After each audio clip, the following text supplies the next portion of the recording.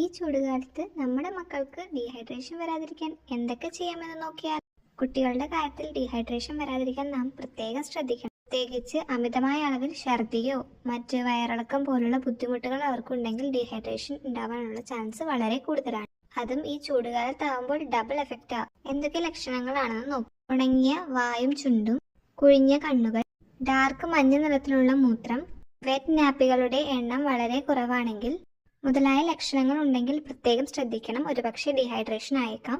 6 മാസം കഴിഞ്ഞ കുട്ടികൾക്ക് പതുക്കെ വെള്ളം കൊടുത്തു തുടങ്ങാം. അപ്പോൾ ഇതൊക്കെ ശ്രദ്ധിക്കുമല്ലോ. കുട്ടികൾക്ക് ചൂടുകുരു വരുന്നത് എങ്ങനെയാണെന്നും അതെങ്ങനെ തടയാമെന്നും കഴിഞ്ഞ വീഡിയോയിൽ നമ്മൾ പറഞ്ഞല്ലോ. കാണാത്തവർക്കായി ലിങ്ക് താഴെ കൊടുത്തേക്കാം.